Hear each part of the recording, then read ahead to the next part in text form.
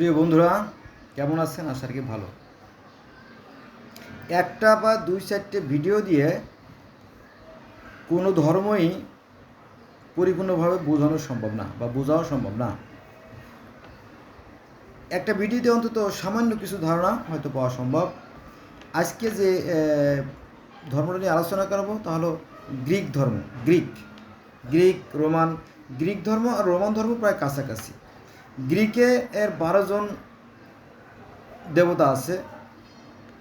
গ্রিকে 12 জন দেবতা আছে, অলিম্পিয়ানদেরও 12 জন দেবতা আছে, সনাতন ধর্মে 12 জন মহাজন আছে, আর আমাদের ইসলাম ধর্মের মধ্যে 12 জন কি আছে জানেন? ইমাম। 12 ইমাম জানেন তো? শিয়াদের 12 জন ইমাম ছিল, এখানে 12। তারপরে আপনার সনাতন ধর্মে 12 জন মহাজন আছে, 12 জন মহাজন উপদেশ 12। আর গ্রিক ধর্মে 12 জন দেবতা আছে, রোমান ধর্মে 12 জন দেবতা আছে। এটা মেলবে কিনা আমি জানি না, জোড়া তালিতে মিললাম আর কি। হ্যাঁ, ক্ষমা সুন্দর দৃষ্টি দেখবেন আসলে। চলেন আমরা শুরু করি। মাটি দিয়ে মানুষ তৈরি গ্রিক ধর্মে। দেবতা জিউসের নির্দেশে, দেবতা অর্থাৎ স্বর্গের দেবতা যিনি, সেই স্বর্গের দেবতা প্রমিথিউসকে, অর্থাৎ হেপাস্টাস, মানে এক ধর্মে বলে প্রমিথিউস আর এক ধর্মে বলে হেপাস্টাস, গ্রিক আর রোমান দুই ধর্মে। তো প্রমিথিউসকে কাদা দিয়ে মাটি তৈরি করে দেবী এথেনা তাতে প্রাণ সঞ্চার করে।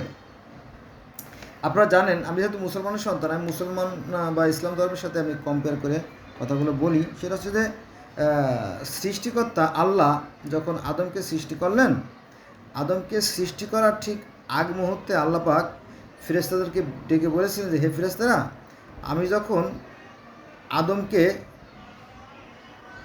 চেতন করব, অর্থাৎ তার ভিতরে যখন আমার রুহু ফুঁকে দেবো, তখন তোমরা তাকে সেজদা করো। এরকম তো আগে থেকে কিছু পরামর্শ দিয়েছিল আর কি। ঠিক এখানে কাছাকাছি একটা ঘটনা আছে যে যখন প্রমিথিউস কাদা দিয়ে মাটি তৈরি করে এবং এপিমিথিউস অন্য অন্য জীবজন্তু সৃষ্টি করে আর কি, সমস্ত জীবজন্তু। একজন প্রমিথিউস আর একজন এপিমিথিউস, দুইজনে মিলে সমস্ত জীব সৃষ্টি করে। তার মধ্যেও প্রমিথিউস বা হেপাস্টাস যিনি, তিনি কাদা দিয়ে মানুষ তৈরি করে আর কি। তারপরে দেবী এথেনা তাতে প্রাণ সঞ্চার করে, সে জীবিত হয়ে যায়, মানুষ হয়ে যায়।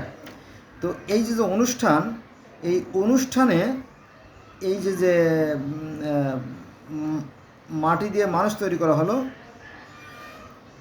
এই হেপাস্টাসকে কী করা হয় জানেন? উপহার দেয় সমস্ত দেবতারা। দেবতা বলতে আমরা যারা মুসলমান ফেরেশতারা বলি, তারা সবাই মিলে সেই নতুন সৃষ্টিজীব, মানুষ হচ্ছে নতুন সৃষ্টিজীব, সেই সৃষ্টিজীবকে একটা পুরস্কার দেয়, যাকে বলা হয় প্যান্ডোরার বাক্স। তার মধ্যে সব কিছুই ছিল: রোগ, শোক, ব্যাধি, যন্ত্রণা, বেদনা, ব্যথা ইত্যাদি ইত্যাদি, অসংখ্য যত খারাপ জিনিসগুলো সেগুলো বন্দি করা ছিল। ভালোই ছিল, তখন শুধু শান্তি আর শান্তি ছিল, কোনো সমস্যাই ছিল না। কিন্তু এদের মধ্যে একটা দুষ্ট বুদ্ধি কাজ করলো যে কী আছে এই বাক্সের ভিতরে, এই কৌতূহল তাদেরকে কী করলো জানেন? একসময় এই যে প্যান্ডোরার বাক্স, এটা খুলতে বাধ্য করলো। যখন প্যান্ডোরার বাক্সটা খুলে ফেললো, তখন সেই বাক্স থেকে বেরিয়ে আসলো রোগ, শোক, ব্যাধি, যন্ত্রণা, নানান রকমের যত সমস্যা আছে, এই সমস্যা। তখন তারা হয়তো দেখতে পারলো, বুঝতে পারলো যে কী ছিল, কিন্তু তাদের পরিণতি ভালো হলো না, তাদের জীবনটা বিষিয়ে তুললো। তবে একটা মাত্র জিনিস ওই বাক্সের মধ্যে ছিল, সেটা আশা। সেই আশাটাকেই শুধু তাকে বাঁচিয়ে রাখলো। আচ্ছা, যাক, শুরু করি। আমার শব্দে জড়তা আসতে পারে, কারণ বিশাল গ্রন্থকে সংক্ষিপ্ত করে নোট করা, তো এখানে অনেক সীমাবদ্ধতা আছে, আপনারা ক্ষমা সুন্দর দৃষ্টি দেখবেন। আচ্ছা, প্রথমে এপিমিথিউস বহু রকমের প্রাণী সৃষ্টি করে। প্রথমের কথা কিন্তু চলে আসছে। প্রথমে এপিমিথিউস বহু রকমের প্রাণী সৃষ্টি করে, পৃথিবী ভরে তুলল, এবং প্রমিথিউস মানুষ তৈরি করলো। প্রথমে এপিমিথিউস, আমরা জানি যে আল্লাহ পাক প্রথমে ছয় দিনে কি করলো, সমস্ত প্রাণীকুল সৃষ্টি করে, এবং সর্বশেষের দিনে মানুষ সৃষ্টি করলো। হ্যাঁ, তিনি তার মতো করে মানুষ সৃষ্টি করলো, হ্যাঁ তিনি তার মতো মানুষ সৃষ্টি করলো, তিনি তার মতো মানুষ সৃষ্টি করলো। এটা আছে যেমন তাওরাত, জবুর, ইনজিল, বাইবেলে যেমন আছে। আমাদের ইসলাম ধর্মের মুসলিম শরীফের সহিহ মুসলিম শরীফের ৬,৯০০ নম্বর হাদিসেও আছে যে হ্যাঁ, মানুষকে আল্লাহর সুরতে তৈরি করা হয়েছে, এরকম কথা বলা আছে। তার মানে কি, আমরা এই গ্রিক রোমান ধর্মে যা পাচ্ছি, ইসলাম ধর্ম হাদিসেও সেই কথা বলা আছে, আর তাওরাত, জবুর, ইনজিল, বাইবেলেও সেই একই কথা বলা আছে যে তিনি তার মতো করে মানুষ সৃষ্টি করলেন মাটি দিয়ে আর কি। বা শেষে সপ্তম দিনে তিনি মানুষ সৃষ্টি করে বলে, তোমরা এই পৃথিবীতে রাজত্ব করো, আমি আমার স্বর্গে চলে যাচ্ছি, এরকম কাহিনী আছে। তো এখানেও তার ব্যতিক্রম নয়, একই রকম কাহিনী। আবার শুনিন না, প্রথমে এপিমিথিউস বহু রকমের প্রাণী সৃষ্টি করলো, পৃথিবী ভরে তুলল, লক্ষ 33 লক্ষ প্রজাতির প্রাণী সৃষ্টি করলো, এবং প্রমিথিউস মানুষ তৈরি করলো, দেবতা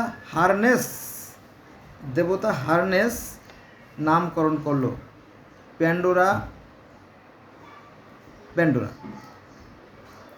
দেবতারা সকলে মিলে প্যান্ডোরার বাক্স উপহার দেয়।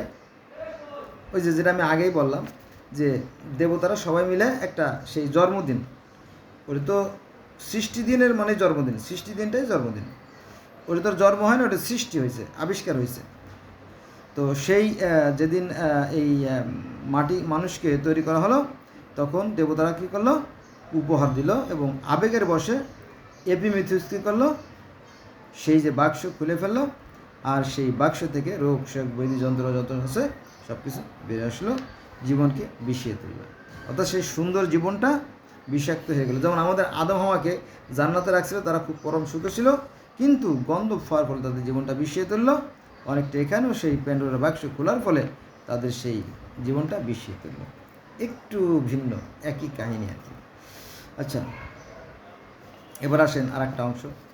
জিউস অর্থাৎ সেই স্বর্গের দেবতা কি করলেন, মানুষের কাছ থেকে আগুন কেড়ে নেয়। স্বর্গের দেবতা যিনি জিউস, সে কী করলো, কোনো একটা কারণে, আমরা পরে আলোচনা করব, মানুষের কাছ থেকে সে আগুন কেড়ে নিয়ে গেল। প্রমিথিউস সেই আগুন আবার চুরি করে নিয়ে আসে। প্রমিথিউস কী করলো, আবার সেই আগুন কেড়ে, না এই আগুন দেওয়া যাবে না, এই আগুনের মধ্যে বিশেষ দরকার, আগুন ছাড়া মানুষের জীবন অচল, চলে না। তো আগুন চুরি করে দেবী হেরার সাহায্যে, কারণ সেই স্বর্গলোকে তো দেবতাদের বসবাস, তাই না, জানেন তো, যেমন আমরা বলি যে ফেরেশতাদের বসবাস, তো সেখানে তো ঢোকা সহজ কথা না। সেখানে আগুন চুরি করলো কার মাধ্যমে, হেরার সাহায্যে। দেবী হেরা সহযোগিতা করছিল, তো হেরার সাহায্যে সেই আগুন চুরি করে নিয়ে আসে। কে নিয়ে আসে, প্রমিথিউস, কারণ মানুষের জন্য আগুন দরকার ছিল। এখানে একটা বিষয় আছে, দেখা যাচ্ছে সাপের মাধ্যমে সেই যে নিষিদ্ধ ফল আদমকে খাওয়াই দেওয়া হলো, এরকম একটা বিষয় আছে। তো যাক, তো আগুন চুরির অপরাধে কি করা হলো, প্রমিথিউসকে কোকেশাস পর্বতে বেঁধে রাখা হয়। যেহেতু আগুন চুরি করছে প্রমিথিউস, ফলে তাকে কী করলো, কোকেশাস পর্বতে বেঁধে রাখা হয়। ঈগল তার কলিজা খেত, ঈগল এসে তার কলিজা ছিঁড়ে খেত, এটা ছিল তার শাস্তি। আর এই ঈগলটা ছিল কার, সেই স্বর্গের দেবতা জিউসের, এটা তার পানিশমেন্ট, আগুন চুরির শাস্তি। যেমন আমাদের আদম হাওয়াকে ওই গন্ধব খাওয়ার ফলে তাদেরকে পৃথিবীতে ফেলে দেওয়া হয়, এটা ছিল তাদের জন্য শাস্তি। এখানেও অনুরূপ আর কি, তবে একটু ভিন্ন। আচ্ছা, তারপরে এই যে টাইটানদের সাথে অলিম্পিয়ানদের যুদ্ধ হয় আর কি, সেখানে আর কি।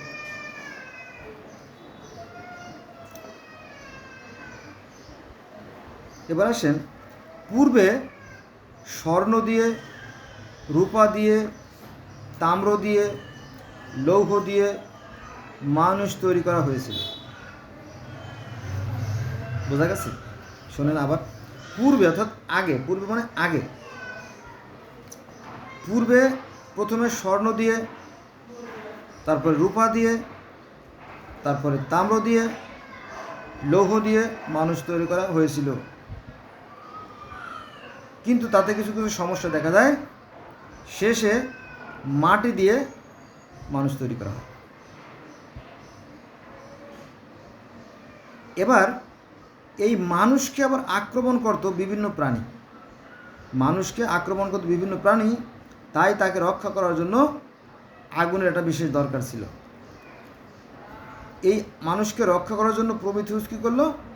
জিউসের কাছ থেকে আগুন নিয়ে আসে। প্রমিথিউস জিউসের কাছ থেকে আগুন নিয়ে আসে, পরে জিউস তা ফিরিয়ে দেয়। ফলে দেবী হেরার সাহায্যে প্রমিথিউস মানুষকে আগুন ফিরিয়ে দেয়।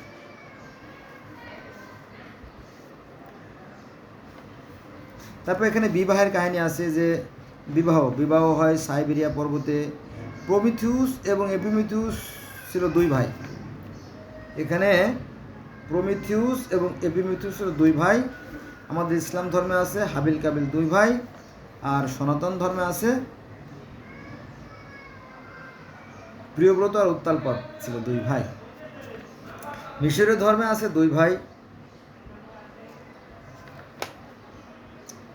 আইসিস এবং শেত, তারা ছিল দুই ভাই। আবার আপনার মিশরীয় আফ্রিকার যে ধর্মগুলো আছে সেখানেও দুই ভাইয়ের কথা আছে, কিন্তু অনেক ধর্মে আছে, সেখানে আমি যাব না। আচ্ছা, আসেন এবার শুরু করি। দেবী এথেনা প্যান্ডোরাকে সেলাই কাজ শিখালো। প্যান্ডোরা অর্থাৎ ওই যে প্রথম মানবী যিনি, তাকে সেলাই কাজ শেখালো। সুন্দরের দেবী আফ্রিদিতি চুল দিল। অলিম্পিয়ান দেবতারা সবাই মিলে ওই যে প্যান্ডোরার বাক্স উপহার দিল। প্রমিথিউস বাক্স নিতে না করছিল। প্রমিথিউস বলছিল এই বাক্স নিস না, এই বাক্স দেবতাদের বাক্স নিস না, নেওয়া ভালো হবে না। কিন্তু হারনেস নামকরণ করলো প্যান্ডোরা।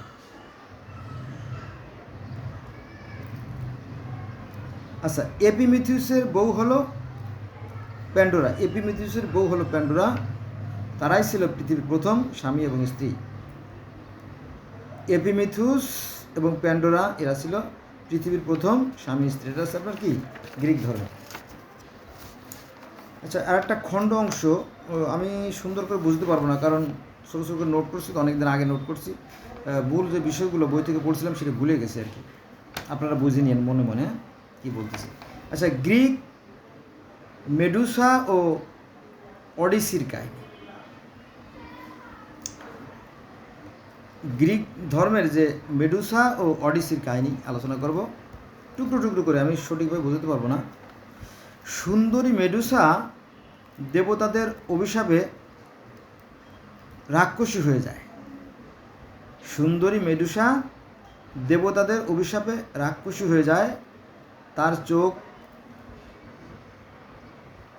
যাই দেখত পাথর হয়ে যেত। পার্সিয়ার নামে জিউসের এর পুত্র তার মাথা কেটে ফেলে। আমি প্রথমে বলছিলাম যে 12 জন দেবতার কথা। আদি দেবতা হচ্ছে 12 জন। টাইটান, অলিম্পিয়ান, দুই গ্রুপ, টাইটান এবং অলিম্পিয়ান দুইটি গ্রুপ, তাদের সাথে যুদ্ধ হয়। তারপরে সমুদ্র দেবতা গেইয়া এবং পন্টাস, তাদের আবার বহু সন্তান তৈরি হয়। এসকাইলা হলো সামুদ্রিক দেবতা। এসকাইলা সমুদ্রের একজন দেবতা আছে, এসকাইলা দেবতা। তাকে কাঁকড়া আর কি, কাঁকড়া সে নাবিকদের মাথা খায়। এর লম্বা কাহিনী আছে। লুসা, লেওট, থুসা, এখিওনা সবাই সমুদ্রের প্রাণী। অর্থাৎ এই সমুদ্র শব্দটা এই সমুদ্র থেকে যে প্রাণীর উৎপত্তি বা সূচনা, এরকম তো একটা হালকা একটা গন্ধ এখানে আসছে। আমি কিন্তু দ্বিতীয় পাঠ আলোচনা করতেছি। আচ্ছা, 3 কন্যা, 3 কন্যা, এনিও, ডেইনো, গ্রেই, গ্রেই, 3টে কন্যা। কয়টা কন্যা? 3টে কন্যা। একটা আছে এনিও, ডেইনো, আছে গ্রেই, 3 কন্যা। এখানে একটা জিনিস লক্ষণীয়, সেটা হচ্ছে যে আমি কিন্তু বুঝতে পারবো না বন্ধুরা, তারপরেও 3 কন্যার সাথে 3 কন্যার একটা মিল আছে। আমরা যদি সনাতন ধর্মে আসি তো সেখানে আমরা দেখব 3 কন্যা, অর্থাৎ প্রথম মানবী যে মনু শতরূপা, তাদের 3 কন্যা ছিল। ওই যে 2টা ছেলের কথা বললাম না, প্রিয়ব্রতর উত্তালপদ, আর 3 কন্যা ছিল আকুতি, প্রসূতি, দেবহূতি। আর আমাদের ইসলাম ধর্মে আছে 3 ছেলে 2 কন্যা। এটা আছে কি হাবিল, কাবিল, শীষ, 3 ছেলে, আর গাছ বিবাহ বা 2 মেয়ে। এখানে একটা কম পড়ে যায়, তবে 5 জন ঠিক আছে, ছেলে মেয়ে 5 জন, এটির সাথে মিল আছে। কিন্তু কোথায় যেন একটা গণ্ডগোল হয়ে গেছে। হ্যাঁ, এ তো হাজার বছর, লক্ষ বছর আগের কাহিনী। যাক, তারপরে গর্জন, স্থন, ইউরোনা, মেডুসা, এরা তো 3 বোন। আর একটা 3 বোনের কথা চলে আসছে, এটা হচ্ছে আপনার গ্রিক, আর আছে রোমানে। সমুদ্রে বাস করত 2 বোন।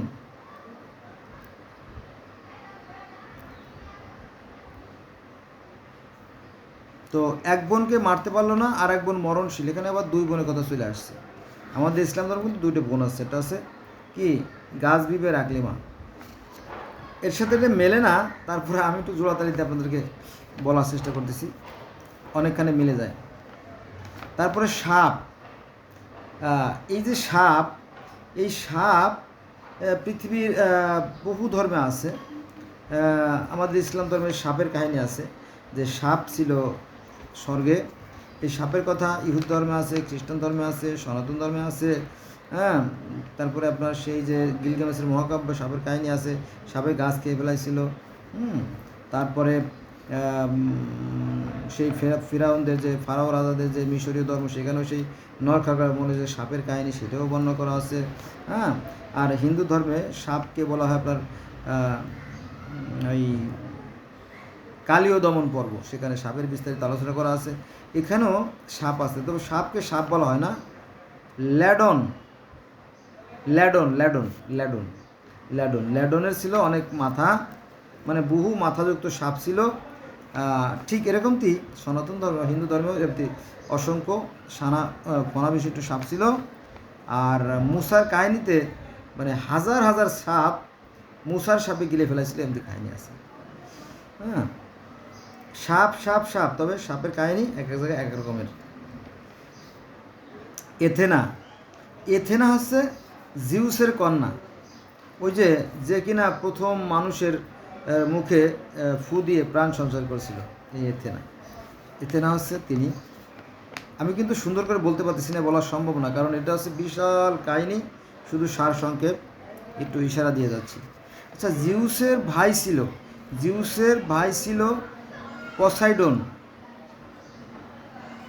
এর মধ্যে এথেনা জয়ী হয়। নগর প্রধান কে হবে তা নিয়ে প্রতিযোগিতা হয়। মনে আছে যে আমাদের হাবিল এবং কাবিলের মধ্যে ওই যে তার বোনদেরকে নিয়ে, বোনের বিবাহ শাদী নিয়ে যে একটা দ্বন্দ্ব হয় এবং মারামারি হয়। আবার মিশরীয় ধর্মে দেখা যায় যে শ্বেত এবং ওই তার ভাইয়ের সাথে দ্বন্দ্ব হয়। এখানেও সেই দ্বন্দ্বের কাহিনী পাওয়া যায়, যে জিউসের ভাই পোসাইডনের সাথে তার দ্বন্দ্ব হয় এবং যুদ্ধ হয়। আপনারা জানেন যে যুদ্ধ বলতে টাইটান এবং অ্যাথেনদের, অলিম্পিয়ানদের সাথে যুদ্ধ হয়েছিল। সেই যুদ্ধের কাহিনী প্রায় প্রতিটা ধর্মে আছে। সনাতন ধর্মে আছে স্বর্গে দেবতাদের সাথে অসুরের যুদ্ধ হয়। আর মিশরীয় ধর্মে আছে যে ওসারিসের সাথে তার ভাই সেতের সাথে যুদ্ধ হয়। আর ইসলাম ধর্মে আছে হাবিলের সাথে তার কাবিলের যে ভাইয়ের যে দ্বন্দ্ব হয়, যুদ্ধ হয়, মারামারি খুনোখুনি হয়, ইত্যাদি ইত্যাদি। আচ্ছা, পসাইডন মন্দিরের মধ্যে কুকর্ম করে মেডুসার সঙ্গে, চুল ধরে সাপ, শরীর হবে পাথর। এখানে একটা ঘটনা ঘটছিল, একটা দুর্ঘটনা ঘটছিল। এখানে পসাইডন মন্দিরের মধ্যে কুকর্ম করে মেডুসার সঙ্গে, দেবী মেডুসার সঙ্গে পসাইডন অপকর্ম করে, অর্থাৎ নারী ঘটিত ব্যাপার। এই গ্রিক এবং রোমান ধর্মের নারী ঘটিত যে বিষয়গুলো পাওয়া যায়, সনাতন বা হিন্দু ধর্ম সেই নারী ঘটিত বিষয় পাওয়া যায়। যেমন জমি, অর্থাৎ নারী যে সে তার ভাই জমকে বলছিল, আসো আমরা সঙ্গম করি, সেক্স করি, মিলিত হই, এটা আমাদের পিতা গন্ধর্বের ইচ্ছা, আমাদের মাধ্যমে নতুন প্রজন্ম সৃষ্টি হবে। তখন জম যে অর্থাৎ পুরুষ এসে বলে যে না, আমি এই কাজ করতে রাজি না, কারণ আমি যদি দোষী সাব্যস্ত হই তাহলে আমরা ধ্বংস হয়ে যাবো। এরকম আলোচনা আছে বিস্তারিত, সেখানে আমি যাবো না। তো আমাদের ইসলাম ধর্মে আছে যে যখন আদম হাওয়া যখন সেই যে গন্ধ ফল খাওয়ার ফলে তাদের সেই যৌবন, উন্মুক্ত যৌবন খুলে গেল, অথবা তাদের শরীরের পোশাক খুলে গেল, বা তাদের যৌন আবেগ বা পায়খানার বেগ, এই ধরনের একটা কিছু তাদের সৃষ্টি হয়েছিল আর কি। এরকম বিভিন্ন ধরনের তথ্য পাওয়া যায়। তো এই যে যৌন যে বিষয়টা, সেই বিষয়টাকে ইঙ্গিত করে, মূলত এটা ইঙ্গিত করে আর কি। তো এখানেও সেই কথাই আসছে যে আপনার পসাইডন মন্দিরের মধ্যে কুকর্ম করে মেজরার সঙ্গে, নিশ্চয়ই তারা দোষী সাব্যস্ত হয়েছিল আর কি। চুল হবে সাপ, শরীর হবে পাথর। পার্সিয়াস ছিল অর্ধ মানুষ, অর্ধ দেবতা। পার্সিয়াস ছিল অর্ধ মানুষ, অর্ধ দেবতা। এর বিস্তারিত বর্ণনা আছে, আমি মনে নেই, আমার অনেকদিন আগে নোটটা করছিলাম। দেবতা জিউস সোনার বৃষ্টির রূপ ধরে, দেবতা জিউস সোনার বৃষ্টির রূপ ধরে ড্যানিসের সঙ্গে প্রবেশ করে, ফলে শক্তিশালী পুত্র পার্সিয়ানের জন্ম হয়। ও আচ্ছা, এই যে দেবতা জিউসও কিন্তু চরিত্রহীন ছিল, লুচ্চা ছিল, বোঝা গেছে। আবার আমরা যদি সেই পৃথিবীর প্রথম যে লিখিত গ্রন্থ গিলগামেশের মহাকাব্য যদি আমরা পড়ি, তো সেখানে আমরা দেখবো যে সেই যে নায়ক গিলগামেশ, সেও কিন্তু কোনো মেয়ের বিবাহ হইতে গেলে তার আগে তার সাথে রাত কাটাতে হতো, এরকম কাহিনী আমরা পাই। তার মানে দেবতারা এমনই ছিল। আর আমরা যদি সনাতন ধর্ম দেখি, তাহলে সেখানকার দেবতারাও কিন্তু ওই, তাই নাকি, একটু লুচ্চা টাইপের ছিল। প্রকৃত সত্য জানি না, তবে সব ধর্মের কি দেবতারা একটু লুচ্চা টাইপের ছিল, এরকম প্রমাণিত হয়। হ্যাঁ, আচ্ছা, দেবতা জিউস সোনার, মানে একজন দেবী ছিল, সে নিরাপদ জায়গায় ছিল, কিন্তু সেখানে যাওয়াটা বেশ কঠিন ছিল। কিন্তু সেখানে কিভাবে গেল? এই স্বর্গের দেবতা জিউস সোনার বৃষ্টি রূপ ধরে বৃষ্টি আকারে সেই ড্যানিসের ঘরে প্রবেশ করে এবং তার সাথে মিলন করে, ফলে এক শক্তিশালী, যেহেতু সর্বশ্রেষ্ঠ দেবতা জিউস ছিল, সর্বশ্রেষ্ঠ দেবতা এবং স্বর্গের দেবতা, তার মাধ্যমে যে পুত্র হয় তার নাম আছে পার্সিয়াসের জন্ম হয়। আবার আমরা যদি মিশরীয় ধর্ম দেখি, মিশরীয় ফারাওরা ধর্ম দেখি, তাহলে সেখানে এই যে এইটা আপনার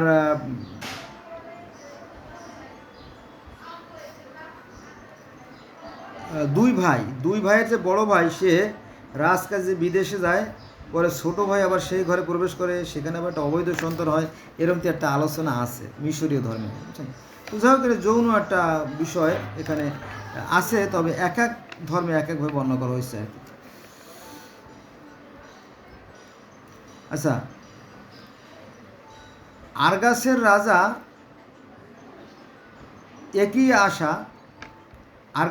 একরিয়াসা ড্যানি এবং সদ্যজাত পুত্র পার্সিয়াসকে কাঠের বাক্সে করে, বন্ধুরা কাঠের বাক্স, এই যে কাঠের বাক্স শব্দটা, এই কাঠের বাক্স শব্দটা গ্রিক ধর্মে যেমন আছে, এই কাঠের বাক্স শব্দটা সনাতন ধর্মে আছে। যে শিশু যে এরা শ্রীকৃষ্ণকে যখন সাগর পাড়ি দিয়ে নিয়ে যায়, তখন এই বাক্স কোথাও আছে, ঝুড়ি আছে, উদ্ধার করে নিয়ে যায়। আবার আমাদের ইসলাম ধর্মে আছে যে শিশু মুসাকে রক্ষা করার জন্য এই কাঠের বাক্স ব্যবহার করা হয়। আবার মিশরীয় ধর্মে যদি আমরা যাই তাহলে দেখা যায় যে শেত তার ভাই ওসারিসকে একটু কৌশলে কাঠের বাক্সের মধ্যে বন্দি করে নীল নদে ছাড়িয়ে দেয়, নীল নদে ছেড়ে দেয়। এই কাঠের বাক্সের কথা এক একটা ধর্মে এক একভাবে বর্ণনা করা আছে। তবে কাঠের বাক্স এটা তো আর মোছা যাবে না, তাই না? যাক, এখানে বলা হয়েছে আরগাসের রাজা আক্রিয়াসা ড্যানি এবং সদ্যজাত পুত্র পার্সিয়াসকে কাঠের বাক্সে করে সমুদ্রে ভাসিয়ে দেয়। সেই বাক্স পৌঁছালো সেরিফস শহরে। এই যে বাক্স পানিতে ভাসায় দিয়া পরে অন্য একটা শহরে গিয়ে সেই বাক্সটা ধরা পড়া, যেমন ওই যে ফেরাউনের ঘাটে গিয়ে বাক্স ফেরাউনের কন্যা বা স্ত্রী যেই হোক না কেন সেই বাক্সটা পায়, পরে সেখান থেকে শিশু মূসাকে উদ্ধার করে নিয়ে লালন পালন করে। কি একটা গন্ধ জানি আসে এখানে।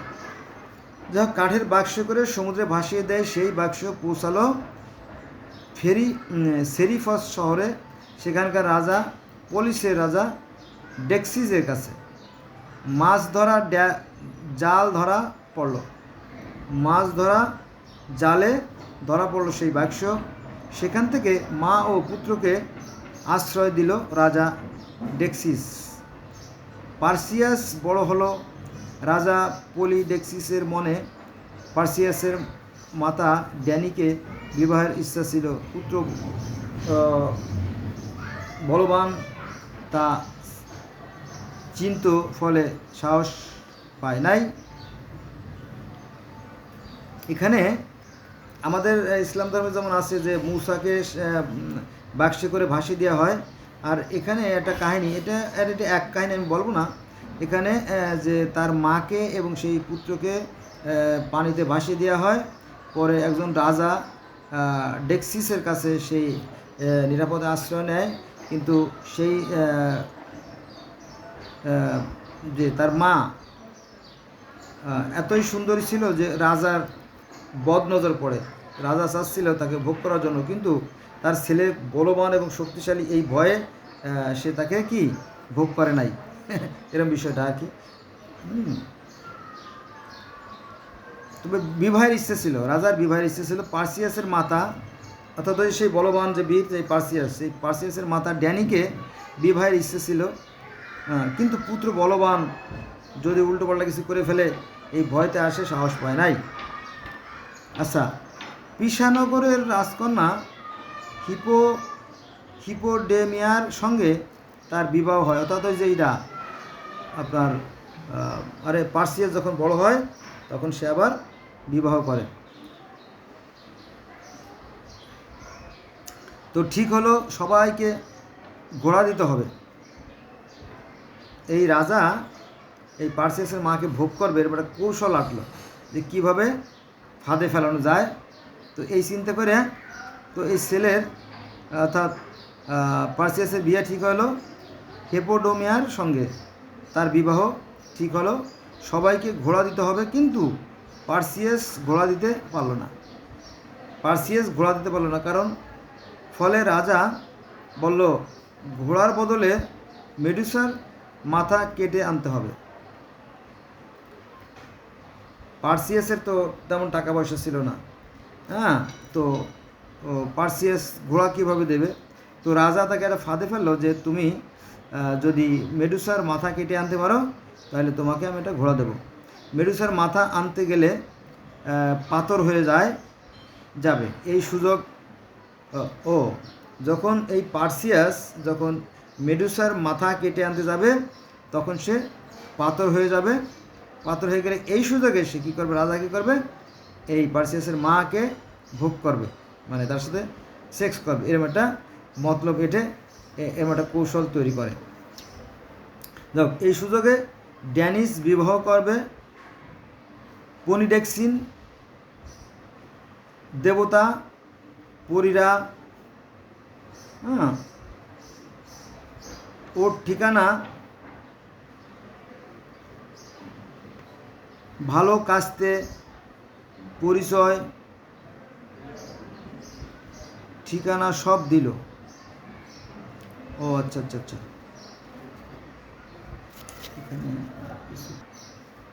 বন্ধুরা বলার ভিতরে একটু আমার এই দ্বন্দ্ব চলে আসছে, কারণ অনেক আগে মনে করেছি তো মনে নেই আর কি। তো এখানে যেটা বলতেছিলাম যে পার্সিয়াস তো ছিল একজন মস্ত বড় বীর, তাই না? ওই যে যে কিনা তার মা হলো আপনার ডেক্সিস।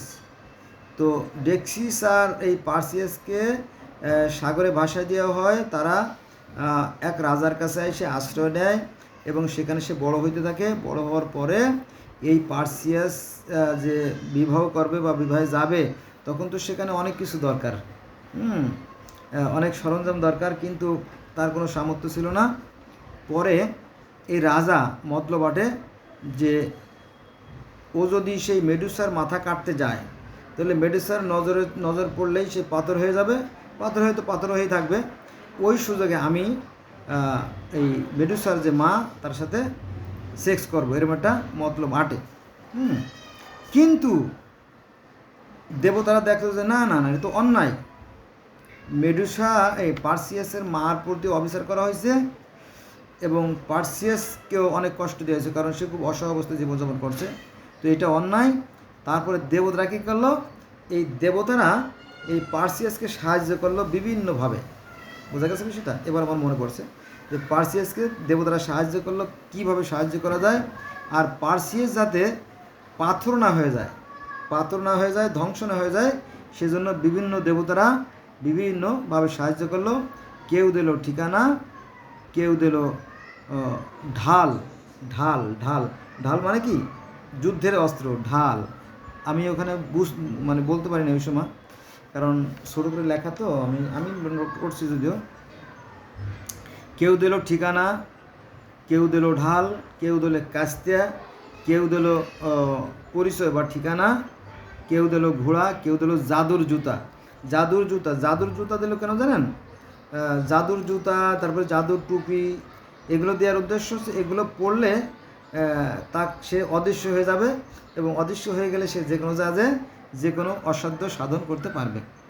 এটা হচ্ছে দেবতাদের একটা কৌশল। যাক, জাদুর জুতা, জাদুর টুপি, যা পরে অদৃশ্য হয়ে যাওয়া যায়। এই যে এই সাহায্যগুলো কারা করলো? দেবতারা করলো। কাকে করলো? পার্সিয়াসকে করলো। বোঝা গেছে বিষয়টা? কারণ পার্সিয়াস এবং তার মা ভালো ছিল, সৎ ছিল। যাক, অদৃশ্য হয়ে যাওয়া যাবে, ইচ্ছে শুধু তাকে দেখা যাবে, মানে যাকে ইচ্ছে তাকে শুধু দেখা যাবে। অর্থাৎ যে জাদুর যে টুপি আছে, জাদুর টুপি এবং জাদুর জুতা খুললে কাউকে দেখা যাবে, আর জাদুর টুপি আর জুতো পরা থাকলে কেউ তাকে দেখতে পারবে না। এরকম একটা মোজেজা, মানে কেরামতি দিয়ে দিল আর কি। তো পার্সিয়াস 3 বোনের একমাত্র সম্বল চোখ কেড়ে নিল। শর্ত ছিল মেডুসার সন্ধান দিলে চোখ ফিরিয়ে দেবে। সমুদ্রের গভীরে মেডুসা ঘুমাচ্ছিল। প্রথমে অদৃশ্য টুপি পরানো ঢাল দিয়ে নিজেকে আড়াল করলো, এই কাস্তে দিয়ে মাথা কেটে জুতা পরে লুকিয়ে গেল। ওই যে দেবতারা যে ঢাল দিল, ঠিকানা দিল, জুতা দিল, তো এইগুলো নিয়ে সে কী করলো? সাগরের গভীরে গিয়ে সেই যে মেডুসা একটা নিরাপদ কক্ষে ঘুমন্ত অবস্থায় ছিল, সে সেখানে গিয়ে তার মাথা কেটে নিয়ে আসলো। আর বলতে পারবো না, এটা একটা ছোট্ট একটা অংশ বললাম, আমি সুন্দর করে বলতে পারি নাই, ক্ষমা সুন্দর দৃষ্টি দেখবেন আর কি। এটা হচ্ছে গ্রিক ধর্মের এই মেডুসা এবং অডিসি একটা কাহিনী আর কি।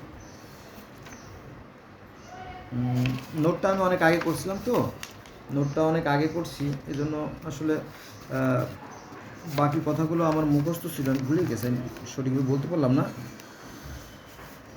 তো এটা হচ্ছে দেবদেবীদের খেলা, তো দেবতাদের খেলা, এটা খুবই অদ্ভুত, অনেক কিছু।